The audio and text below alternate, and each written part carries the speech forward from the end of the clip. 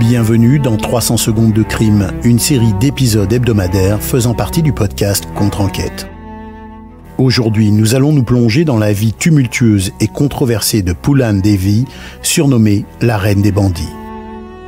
Née dans la pauvreté en Inde, son parcours exceptionnel l'a menée à devenir une figure emblématique de la lutte contre l'oppression des castes et des genres.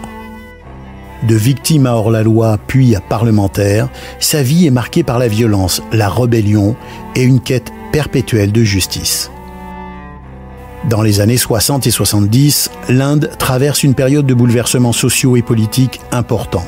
Le pays, encore jeune dans son indépendance, est confronté à des défis majeurs: inégalités criantes, division de castes profondément ancrée dans la société et une pauvreté généralisée.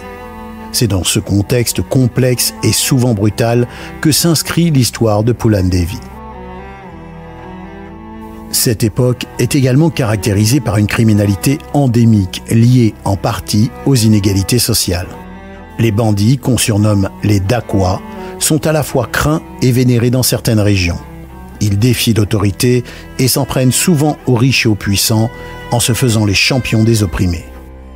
La scène politique de l'Inde, agitée et complexe, fournit un arrière-plan supplémentaire à l'histoire de Poolan Devi. Les gouvernements successifs sont souvent perçus comme déconnectés des réalités des classes les plus pauvres et les plus vulnérables. Cette perception d'indifférence et d'injustice alimente le ressentiment et la colère, créant un terrain fertile pour les figures de rébellion telles que Poolan Devi. Poolan Devi est née en 1963 et elle commence sa vie dans un petit village de l'Uttar Pradesh. Elle est issue d'une famille pauvre de la caste Malla et elle est confrontée dès son plus jeune âge aux dures réalités de la discrimination de caste et de genre. Sa vie bascule lorsqu'elle est mariée de force à l'âge de 11 ans, ce qui est une pratique courante dans la région à cette époque.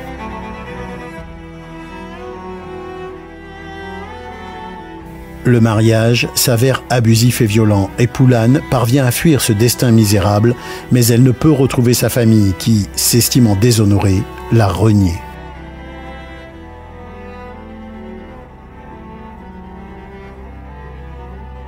En 1979, à l'âge de 16 ans, Poolan Devi est enlevée par un gang de dacoits, des bandits locaux. Mais ce qui commence comme un enlèvement devient le tournant de son incroyable destin. Petit à petit, elle s'intègre au gang dont elle devient membre, puis elle gagne en influence pour en devenir la chef. Elle est alors la seule femme d'un gang de ce type en Inde et elle se fait remarquer en redonnant aux pauvres ce que les membres de son gang ont pillé dans les villages de caste supérieure. Le moment le plus notoire de sa carrière de bandit survient en 1981 lors du massacre de Bemai. En représailles à un viol collectif qu'elle a subi de la part des membres du gang rival, Poolan Devi et ses complices attaquent le village de Bemai en tuant 22 hommes qui appartiennent à la caste des Thakur, qu'elle tenait pour responsables de cette agression. Cet acte de vengeance brutale la propulse immédiatement au rang de figure de légende, crainte et respectée. Connue et admirée par les membres des castes les plus pauvres qui voient en elle le symbole de la lutte contre l'injustice des classes, elle échappe des années durant à la police. En 1983, après 2 ans de cavale, Poolan Devi négocie sa reddition.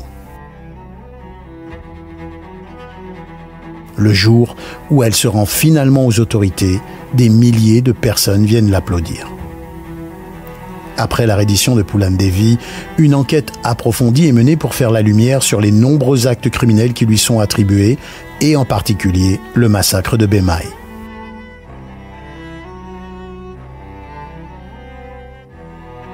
Les autorités indiennes ont beaucoup de mal à démêler la vérité dans un tissu d'histoires entrecroisées où la réalité est souvent déformée par le parti pris de ceux qui sont appelés à témoigner. Beaucoup, en effet, voient en elle une héroïne qui s'est dressée contre l'oppression des castes supérieures, ce qui rend difficile la collecte de témoignages objectifs et fiables. Son procès sera ainsi retardé pendant plus de 10 années et elle est finalement accusée de 48 crimes, dont 30 vols à main armée.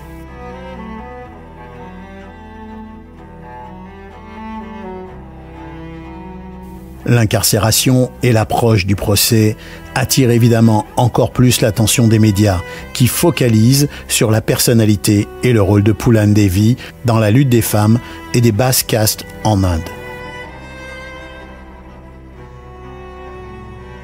En 1994, après 11 années passées en prison sans procès, Phoolan Devi est libérée suite à un accord entre le gouvernement et son groupe de soutien.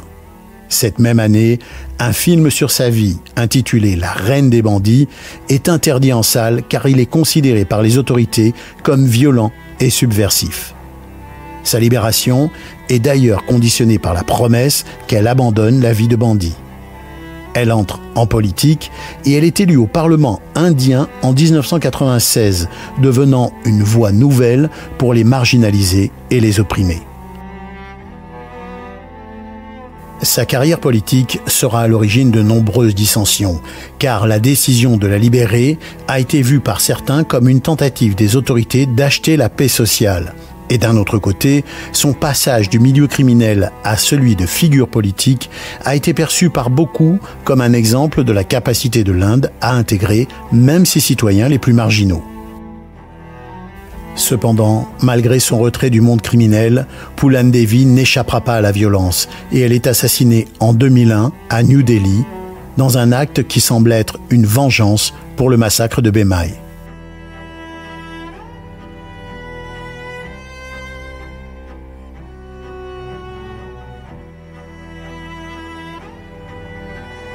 Ce crime, dernier acte d'une vie agitée et bien remplie, placera définitivement Phoolan Devi dans l'histoire de l'Inde. Ce récit est maintenant terminé. L'histoire de Phoolan Devi, de son enfance dans l'oppression à sa transformation en figure controversée de l'histoire indienne, soulève des questions complexes sur la justice et la rédemption. Sa vie, marquée par la violence, la rébellion et la politique, reflète les profondes inégalités et les luttes internes de l'Inde post-indépendance. Phoolan Devi reste une figure emblématique, représentant à la fois la brutalité et la résilience. Pour certains, elle est une héroïne, symbole de la lutte contre l'oppression. Pour d'autres, elle est une criminelle dont les actes de violence ne peuvent être justifiés par ses expériences personnelles. La complexité de son histoire met en lumière la difficulté de juger une vie dans son intégralité, en particulier dans un contexte de pauvreté extrême, de discrimination et d'injustice sociale profonde. Elle rappelle que les actes d'une personne sont souvent le reflet d'un contexte sociétal plus large et que la recherche de la justice doit prendre en compte non seulement les actions individuelles, mais aussi les circonstances qui les ont façonnées. Phoolan Devi reste une figure qui défie les catégorisations simples, une femme dont le parcours extraordinaire continue d'inspirer, de déranger et de provoquer le débat. C'était 300 secondes de crime. Je vous dis à bientôt et n'oubliez pas de vous abonner au podcast Contre-Enquête sur Apple Podcast ou Spotify.